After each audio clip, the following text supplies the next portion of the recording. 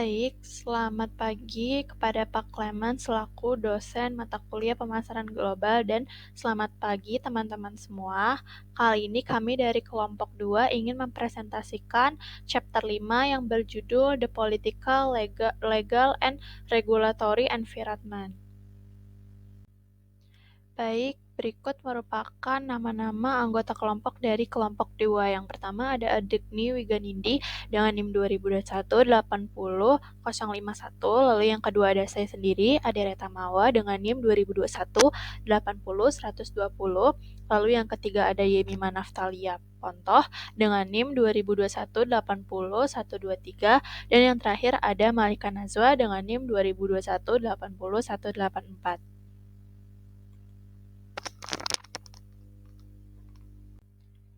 Baik, selanjutnya di sini ada learning objective dari chapter 5. Yang pertama di sini ada 5 strip 1, yaitu kita membahas tentang understand the elements of a country's political environment that can impact global marketing activities.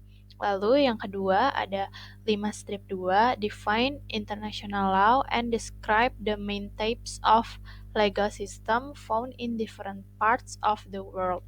Lalu yang ketiga ada 5 strip 3, yaitu membahas mengenai understand the most important business issue that can lead to legal problems for global market. Lalu yang keempat ada 5 strip 4, yaitu describe the available alternative for the conflict resolution and dispute settlement when doing business outside the home country. Lalu yang terakhir ada di 5 strip 5, yaitu membahas tentang in general terms outline the regulatory environment in the Europa Union. Baik, selanjutnya di slide pertama kita akan membahas tentang the political environment atau lingkungan politik. Jadi di sini tuh aktivitas pemasaran global itu terjadi dalam lingkungan politik, lembaga pemerintahan, partai politik, dan organisasi yang memerlukan masyarakat serta penguasa suatu negara untuk menjalankan aktivitasnya. Nah, perusahaan manapun yang melakukan bisnis di luar negara asalnya itu, mereka itu harus mempelajari dengan cermat dari budaya politik di negara sasaran dan menganalisis isu-isu penting yang timbul dari lingkungan politik. Masalah-masalah ini mencakup sikap partai yang berkuasa terhadap kedaulatan, lalu ada tingkat resiko politik saat ini dan di masa depan, lalu ada kebijakan perpajakan, serta ada ancaman dilusi ekuitas dan resiko pengambilan. Jadi intinya ketika perusahaan manapun dia itu ingin melakukan bisnis di luar dari negara asalnya, mereka itu harus pastiin kalau mereka ini udah mempelajari dengan baik budaya politik dari negara-negara sasaran mereka yang ingin mereka lakukan bisnis. Nah, lalu selanjutnya kita masuk ke nation, states, and sovereignty atau negara, bangsa, dan kedaulatan. Di sini kita berbicara tentang negara bangsa. Nah, ini merupakan suatu entitas politik yang terdiri dari wilayah geografis tertentu yang dihuni oleh suatu kelompok etnis atau budaya yang memiliki identitas bersama. Contoh negara bangsa misalnya itu ada Jepang, Prancis, dan Korea Selatan. Lalu sedangkan kedaulatan itu merupakan kekuasaan atau otoritas tertinggi dalam suatu wilayah yang tidak tunduk pada pengaruh atau kendali negara atau pemerintahan lain.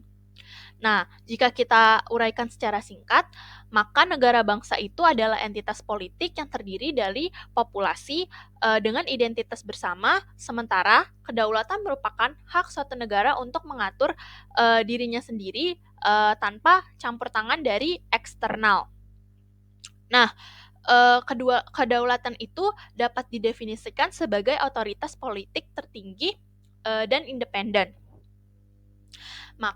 Selain itu, negara berdaulat itu dianggap bebas dan mandiri karena mereka ini mengatur perdagangan dan mengatur arus orang-orang yang masuk dan keluar wilayahnya, dan juga mereka itu melaksanakan yuridiksi yang tidak terbagi atas semua orang dan properti di dalam wilayahnya.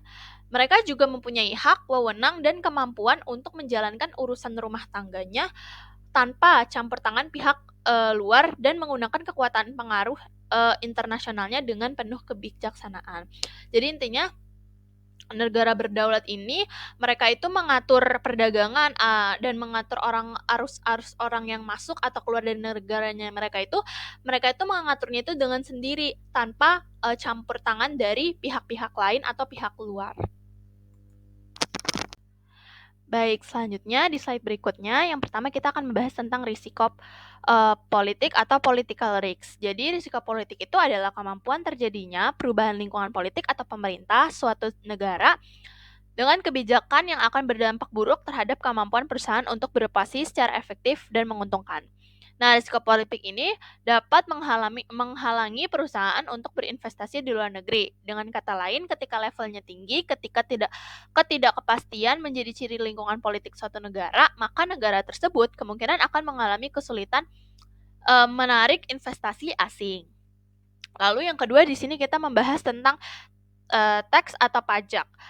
Nah, pada teks atau pajak ini, pemerintah itu mengandalkan pendapatan pajak untuk mendanai layanan sosial, untuk mendukung kekuatan militer, untuk menutupi pengeluaran lainnya. Nah, sayangnya pada pajak ini, kebijakan perpajakan pemerintah itu atas penjualan barang dan jasa seringkali membuat perusahaan dan individu yang menjual barangnya itu mendapat keuntungan dengan tidak membayar pajak. Contohnya itu di Tiongkok. Bea masuk telah turun sejak negara tersebut masuk dengan WTO. Meski begitu, banyak barang yang masih dikenakan bea masuk 2 digit ditambah lagi dengan PPN sebesar 17%. Akibatnya minyak, rokok, film fotografi, komputer pribadi dan produk lainnya dalam jumlah yang signifikan itu mereka itu diselundupkan ke Tiongkok maka dalam beberapa kasus dokumen bea cukai dipalsukan untuk mengurangi jumlah barang yang masuk ke kiriman. Militer Tiongkok diduga juga mengawal barang-barang ke negara itu. Baik, pada slide berikutnya di sini saya akan menjelaskan tentang seizure of asset atau penyitaan aset. Ancaman utama yang dapat ditimbulkan oleh pemerintah terhadap suatu perusahaan untuk penyitaan aset-asetnya. Perampasan mengacu pada tindakan pemerintah untuk mencabut perusahaan atau investor asing. Nah, pada hukum internasional secara umum diartikan melarang tindakan apapun yang dilakukan untuk suatu pemerintah untuk mengambil barang asing properti tanpa adanya kompensasi.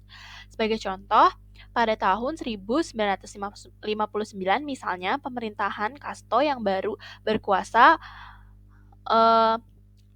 menasionalisasikan properti milik produk gula Amerika sebagai pembalasan atas kuota impor gula Amerika yang baru Castro menawarkan kompensasi dalam bentuk obligasi pemerintahan Kuba yang jumlahnya cukup memadai di bawah pemerintahan Kuba hukum. Karena produsen gula Kuba tidak dinasionalisasi, maka Departemen Luar Negeri Amerika Serikat itu memandang tindakan ini sebagai tindakan diskriminatif dan kompensasi yang ditawarkan tidak memadai. Selanjutnya ada 5 strip 2 yaitu International Law. Jadi International Law ini dapat didefinisikan sebagai aturan dan prinsip yang dianggap oleh negara-negara mengikat diri mereka sendiri. International Law ini berkaitan dengan properti, perdagangan, imigrasi, dan area lain yang secara tradisional berada di bawah yurisdiksi masing-masing negara. International Law ini berkaitan dengan mengorbankan perang, membangun perdamaian, dan menangani masalah politik lainnya seperti pengakuan diplomatik terhadap entitas dan pemerintah nasional baru. International law ini berfungsi menegakkan ketertiban meskipun dalam arti yang lebih luas daripada hukum yang menangani masalah yang timbul dari perang. Pada awalnya international law ini adalah treaty, covenants, codes, and agreements. Lalu hukum awalnya hanya berurusan dengan negara sebagai entitas, tetapi badan hukum yang berkembang menolak gagasan bahwa hanya negara yang dapat tunduk pada international law. Sejalan dengan perluasan badan hukum kasus internasional di abad ke-20 dan 21, organisasi peradilan internasional telah berkontribusi pada penciptaan aturan hukum internasional yang mapan, seperti The Permanent Court of International Justice pada tahun 1920 sampai 1945 dan International Court of Justice atau ECJ yang merupakan lengan yudisial Perserikatan Bangsa-Bangsa dan didirikan pada tahun 1946, dan Komisi Hukum Internasional didirikan oleh Amerika Serikat pada tahun 1947.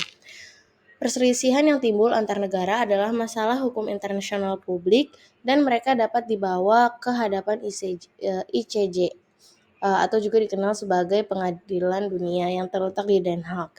Seperti yang dijelaskan dalam dokumen tambahan untuk Piagam Perserikatan Bangsa-Bangsa pasal 38 dari Statuta ICJ menyangkut hukum internasional. Nah, the court atau pengadilan ini fungsinya adalah untuk memutuskan perselisihan sesuai dengan hukum internasional yang diajukan kepadanya dan akan berlaku. Yang pertama itu ada International Convention, baik umum atau khusus, menetapkan aturan yang secara tegas diakui oleh negara-negara yang bersaing. Lalu International Custom sebagai bukti praktik umum yang diterima sebagai hukum. Ada the General Principle of Law atau prinsip-prinsip umum hukum yang diakui oleh negara-negara beradab, dan yang terakhir itu ada tunduk pada ketentuan pasal 59. Keputusan yudisial dan ajaran humas paling berkualifikasi dari berbagai negara sebagai sarana anak perusahaan untuk penentuan aturan hukum. Nah, sumber lain dari modern international law ini ada perjanjian, kebiasaan internasional, keputusan kasus peradilan di pengadilan hukum berbagai negara, dan tulisan-tulisan ilmiah. Lalu ada common law versus civil law. Jadi Private International Law adalah badan hukum yang berlaku untuk perselisihan yang timbul dari transaksi komersial antara perusahaan yang berbasis di berbagai negara. Nah, civil law country ini adalah negara di mana sistem hukum mencerminkan konsep dan prinsip struktural Kekaisaran Romawi pada abad ke-6.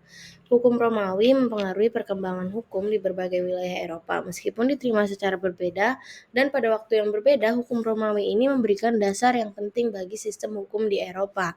Pada abad ke-19, setiap negara Eropa mulai membuat kode hukum swasta nasionalnya sendiri, yaitu Kode Napoleon yang dikeluarkan pada tahun 1804 di Prancis menjadi prototipe untuk kode-kode ini. Meskipun kode-kode hukum nasional baru ini mengadopsi pendekatan yang berbeda, mereka secara umum mengacu pada struktur konseptual dan konten substantif hukum Romawi. Di negara-negara hukum perdata, kode-kode ini merumuskan hukum privat dalam istilah yang umum dan luas, dianggap sebagai panduan yang komprehensif. Dengan demikian, hukum Romawi ini dianggap sebagai sumber otoritas yang mencakup semua aspek kehidupan hukum, dan setiap kasus yang disengketakan harus merujuk pada prinsip-prinsip hukum Romawi untuk menentukan keputusan. Ini menunjukkan pengaruh yang kuat dari hukum Romawi dalam pembentukan sistem hukum di Eropa, terutama dalam civil law.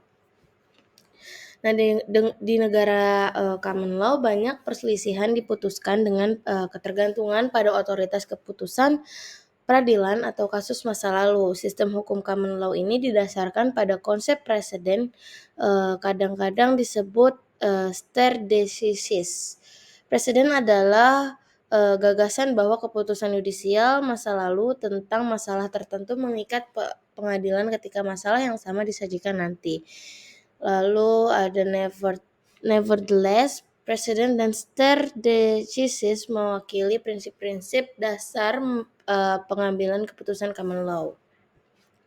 Dalam asal-usulnya, sistem hukum Amerika Serikat secara substansial dipengaruhi oleh hukum Inggris.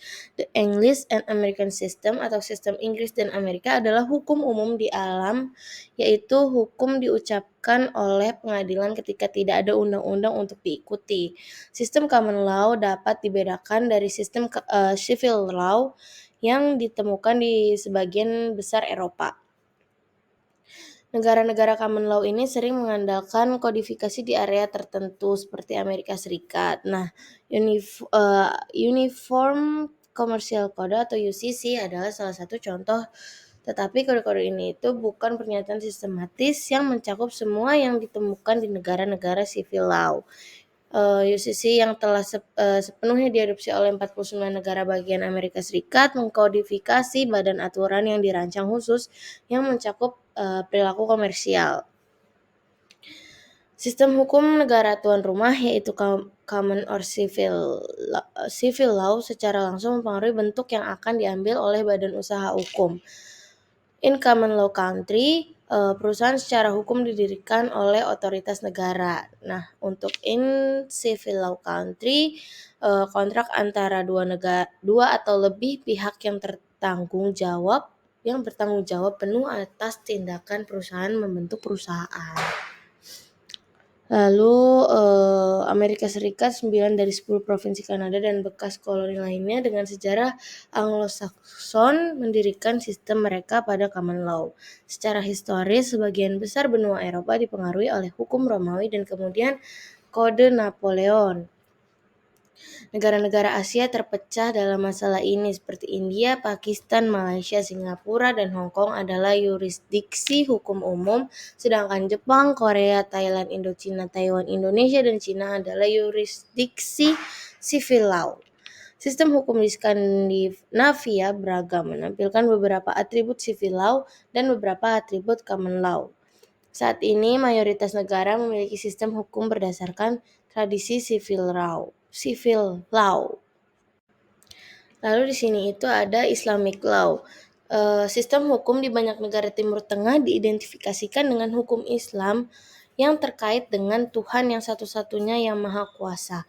Dalam Islamic law ini, syariah adalah kode komprehensif yang mengatur perilaku muslim di semua bidang kehidupan termasuk bisnis.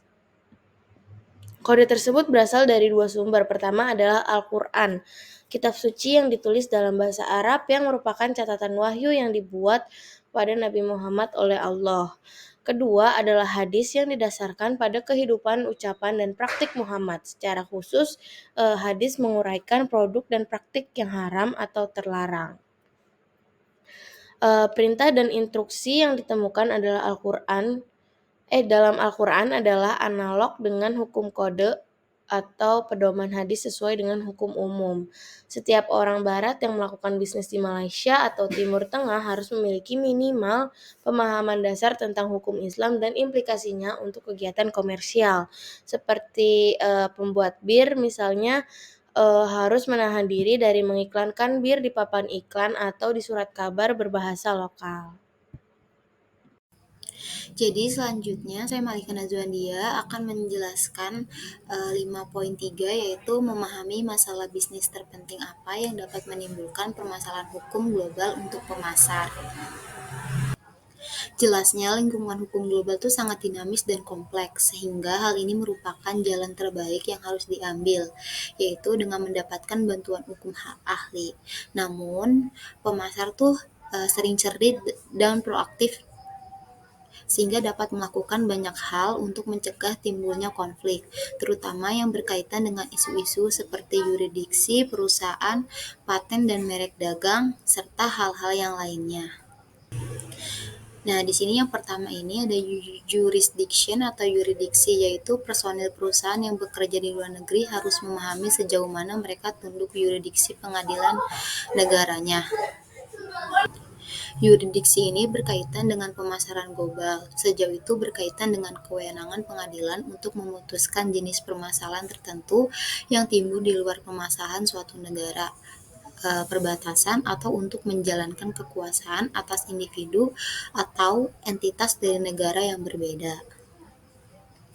Misalkan karyawan perusahaan asing yang bekerja di Amerika Serikat harus memahami bahwa pengadilan Amerika itu mempunyai yurisdiksi sejauh perusahaan tersebut dapat dibuktikan melakukan bisnis di negara bagian tersebut. Selanjutnya, selain yurisdiksi, di sini adalah intellectual property, yaitu ada paten, trademark, and copyright, patent and trademark, yaitu paten, merek dagang, dan hak cipta. Paten dan merek dagang yang dilindungi di suatu negara tuh belum tentu dilindungi di negara lain. Jadi pemasar global harus memastikan bahwa semua bentuk kekayaan intelektual terdaftar di masing-masing perusahaan negara tempat bisnis dilakukan.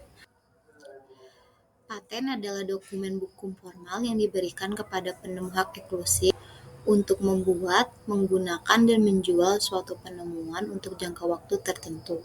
Hasil penemuan ini mewakili lompatan efektif yang baru atau yang tidak jelas. Selain itu, merek dagang adalah didefinisikan sebagai tanda, moto, perangkat, atau lambang khas yang ditempelkan oleh produsen pada produk tertentu atau kemasan untuk membedakannya dari barang yang diproduksi oleh produsen lain. Selain itu, di sini juga ada hak cipta, menetapkan kepemilikan atas karya tertulis, rekaman, pertunjukan, atau sebuah film karya kreatif. Di sini, sebuah hak paten berlaku untuk jangka waktu 17 tahun dimulai dari waktu setelah diberikan. Dengan demikian, Undang-Undang Paten Amerika Serikat adalah sekarang yang diselaraskan dengan yang ada di UE dan juga Jepang. Bahkan dengan perubahan bagaimanapun, hak paten di Jepang lebih sempit daripada di Amerika Serikat. Akibatnya, perusahaan seperti Caterpillar tidak dapat melindungi inovasi penting di Jepang karena produk yang sangat mirip dengan yang ada dibuat oleh perusahaan Amerika Serikat yang dapat dipatenkan tanpa takut akan pelanggaran. Selanjutnya, di sini ada antitrust atau anti-monopoli, di mana undang-undang anti-monopoli di Amerika Serikat dan negara-negara lain dirancang untuk memerangi praktik bisnis yang membatasi dan mendorong persaingan. Badan-badan seperti Komisi Perdagangan Federal dari Amerika Serikat, Komisi Perdagangan yang Adil atau FTC Jepang, dan Komisi Eropa menegakkan anti-monopoli hukum. Beberapa ahli hukum di sini berpendapat bahwa tekanan persaingan global telah mengakibatkan meningkatnya insiden penetapan harga dan kolusi antar perusahaan. Seperti saat itu, Ketua FTC Robert Pitofsky mengatakan selama bertahun-tahun tarif dan hambatan perdagangan menghalangi perdagangan global.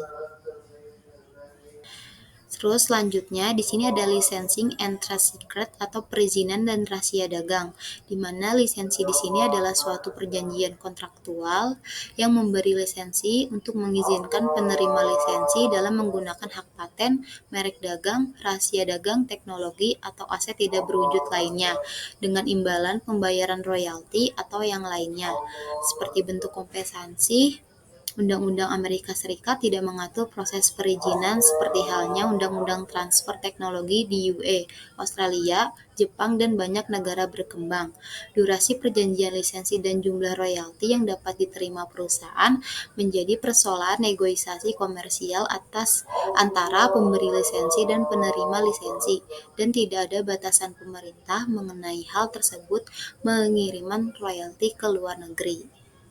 Selanjutnya, di sini ada bribery and corruption, yaitu legal dan ethical issue, di mana sejarah tidak mencatat ledakan kemarahan internasional ketika Charles M. Schwab, kepala Bethlehem Steel pada awal abad ke-20, menghadiahkan berlian dan mutiara senilai $200.000.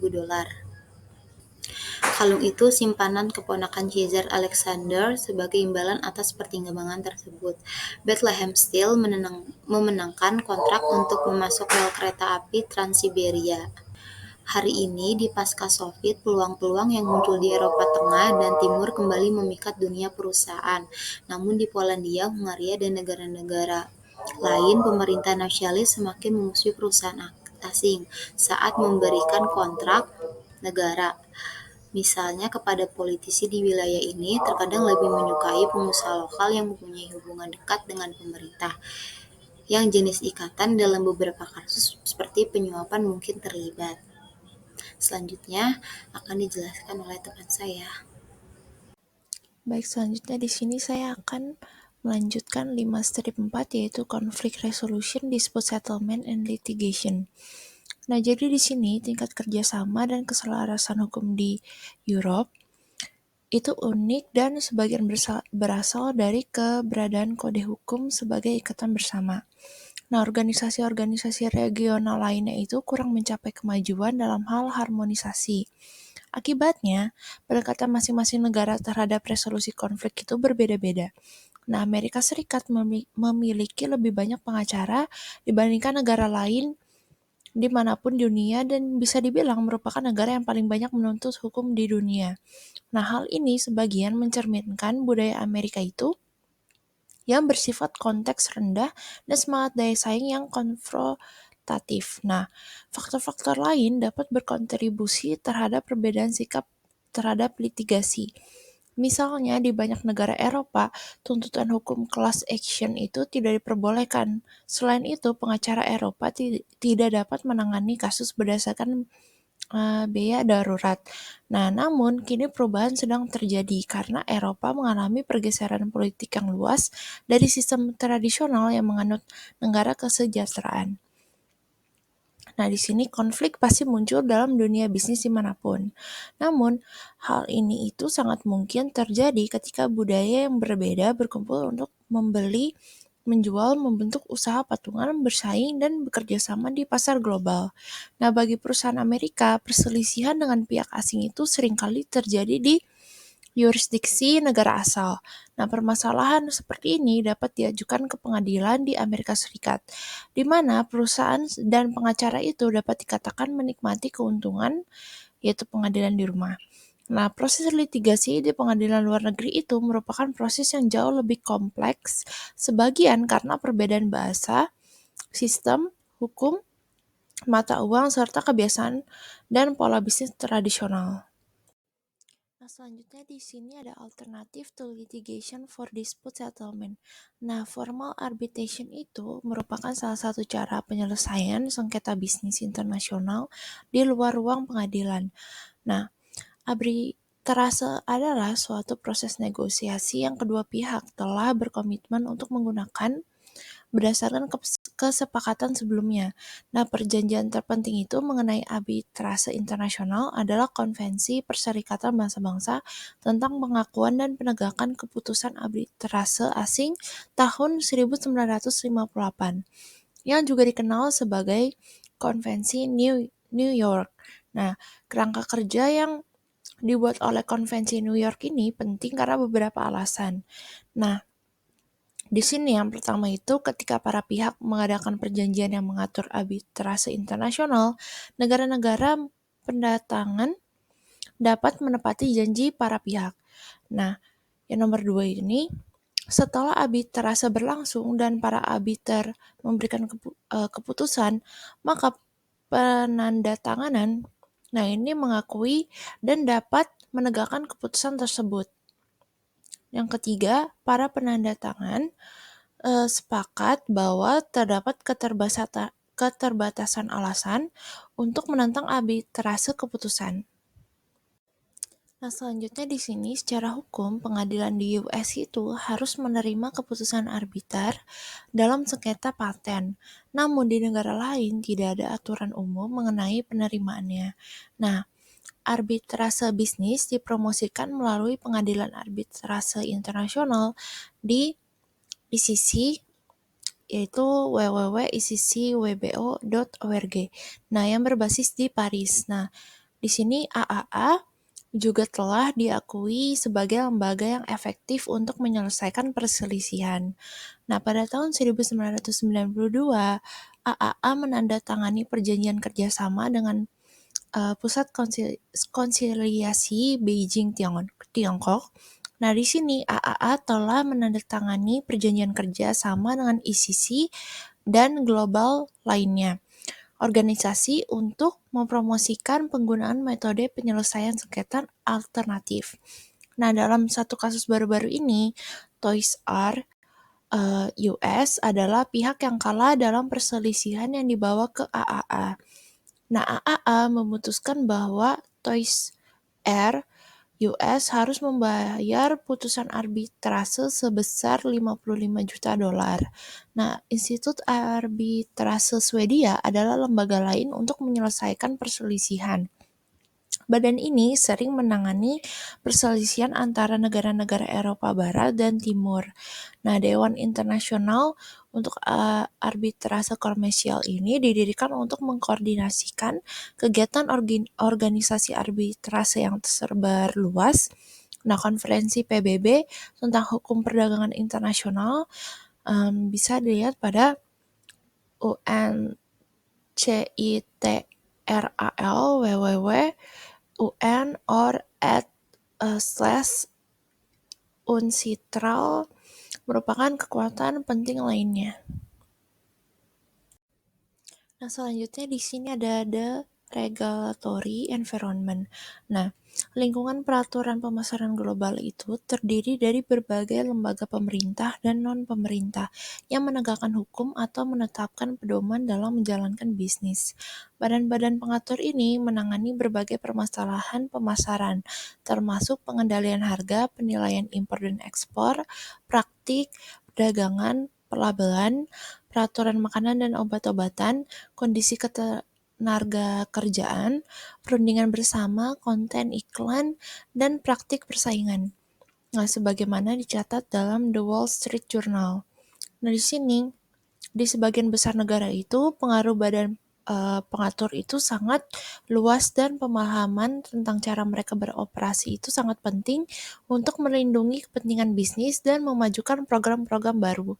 Nah, para eksekutif di banyak perusahaan global menyadari bahwa mereka itu perlu mempekerjakan lobby untuk mewakili kepentingan mereka dan mempengaruhi arah proses regulasi.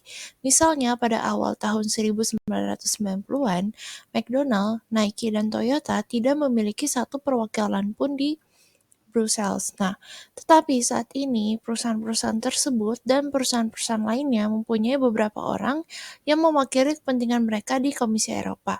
Firma hukum dan firma konsultan AS juga telah meningkatkan kehadiran mereka secara signifikan di Brussels dalam upaya untuk mendapatkan wawasan mengenai politik Eropa dan akses terhadap pembuat kebijakannya. Beberapa pihak telah mempekerjakan pejabat Eropa. Nah, secara keseluruhan saat ini terdapat sekitar 15.000 pelobi di Brussels yang mewakili sekitar 1.400 perusahaan dan organisasi nirlaba dari seluruh dunia. Selanjutnya di sini ada Regional Economic Organization, the Europe Union example. Nah, jadi di sini pentingnya organisasi regional seperti WTO dan Europe secara keseluruhan itu telah dibahas pada bab 3. Nah, namun dimensi hukum juga penting dan akan disebutkan secara singkat. Nah, Perjanjian Roma membentuk Komunitas Eropa, pendahulu Uni Eropa. Nah, perjanjian ini menciptakan kerangka kelembagaan di mana Dewan Menteri berfungsi sebagai badan pengambil keputusan utama.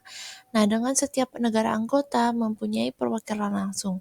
3 lembaga utama komunitas lainnya itu Komisi Eropa, Badan Eksekutif Europe, Parlemen Eropa, Badan Legislatif, dan Pengadilan Eropa.